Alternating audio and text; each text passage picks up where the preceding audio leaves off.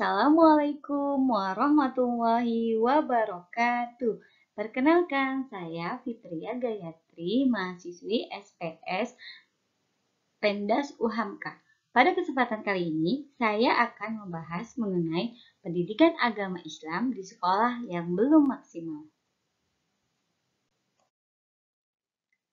Yang akan kita bahas pada kesempatan kali ini, yang pertama mengenai kondisi pergaulan anak saat ini, yang kedua berita-berita di media sosial, yang ketiga pendidikan agama di sekolah, dan yang keempat solusinya. Yang pertama, kita akan membahas mengenai kondisi pergaulan pada saat ini. Seperti yang kita ketahui, banyak di pemberitaan mengenai kasus-kasus kenakalan remaja, mulai dari pergaulan bebas, lalu kejadian bullying, bahkan ada yang sampai anak tidak mau bersekolah pada waktu tatap muka karena kasus bullying ini.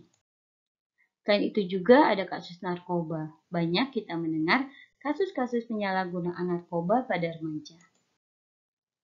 Di tengah maraknya kasus-kasus kenakalan remaja itu, seharusnya pendidikan agama dapat mengurangi dan mencegah perilaku-perilaku tersebut. Namun, berita-berita di media sosial sangat membuat miris.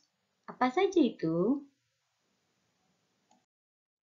Ada beberapa isu yang merebak di media sosial, mulai dari akan dihapuskannya pendidikan agama di negeri ini. Isu tersebut sempat membuat heboh. Di berbagai media telah diberitakan bahwa mata pelajaran pendidikan agama diusulkan dihapus. Namun, alhamdulillah, Menteri Pendidikan, Kebudayaan, Riset dan Teknologi, Bapak Nadiem menyatakan tak akan hapus pelajaran agama dari kurikulum. Wah, alhamdulillah ya. Nah, seperti apa sih pendidikan agama Islam di sekolah umum pada umumnya? Praktik pendidikan agama Islam di sekolah umum amatlah minim atau kurang maksimal. Secara umum, jumlah jam pelajaran agama di sekolah rata-rata 2-3 jam per minggu.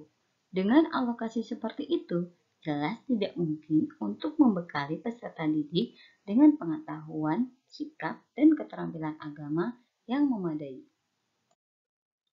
Di kota-kota pada umumnya mengandalkan pendidikan Islam di sekolah saja, karena orang tua sibuk dan jarang sekali ada tempat-tempat yang memungkinkan mereka belajar agama Islam lebih lanjut. Jadi, seorang guru kalau dipercaya mendidik pendidikan agama Islam di sekolah umum, keislaman mereka ini adalah tanggung jawab moral. Oleh karena itu, jangan hanya mengandalkan bekal agama pada guru-guru di sekolah saja. Akan lebih baik apabila menciptakan berbagai kegiatan ekstrakurikuler yang memungkinkan anak-anak bisa belajar agama Islam lebih banyak lagi. Beberapa solusi untuk pelajaran agama yang belum maksimal yaitu diantaranya 1. Melalui kegiatan ekstrakurikuler berbasis kerohanian seperti rohis. Yang kedua, tambahan materi keagamaan di luar jam pelajaran. Contohnya tambahan membaca Al-Quran. Yang ketiga, menyisipkan muatan keagamaan ke dalam semua bidang studi umum. Jadi, dalam semua pelajaran terintegrasi dengan pendidikan agama. Ada nilai-nilai keagamaannya dalam setiap pembelajaran. Sumber dari guru agama Islam juga perlu terus ditingkatkan kualitasnya, baik dari segi konten maupun metodologi. Proses pelaksanaan pendidikan agama Islam harus selalu dievaluasi agar dapat lebih maksimal.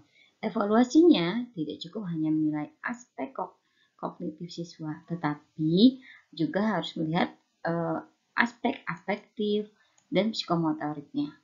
Ketiga, domain kognitif, afektif, dan psikomotorik pendidikan agama Islam harus dilihat dalam pelaksanaan penilaian, sehingga penilaiannya bersifat komprehensif.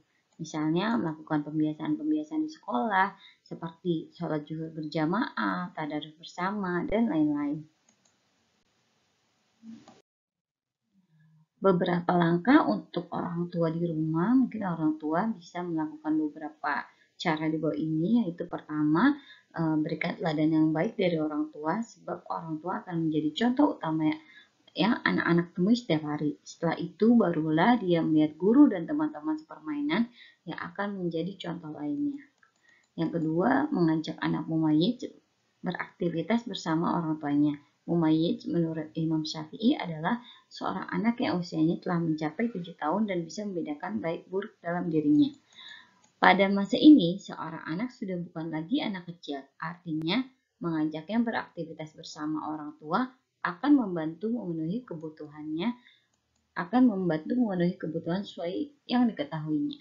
Disinilah perasaan dan tanggung jawab diuji dalam dirinya. Yang ketiga, memberikan penilaian terhadap apa yang anak-anak lakukan. Tujuannya untuk menyadarkan anak mengenai perasaan.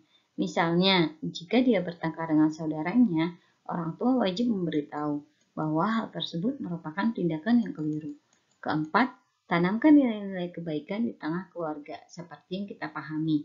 Keluarga merupakan fondasi nomor 1 untuk membentuk akhlak. Oleh sebab itu, orang tua harus memberikan pemahaman kepada sang anak untuk berlaku jujur, amanat, menepati janji, lemah lembut, dan santun.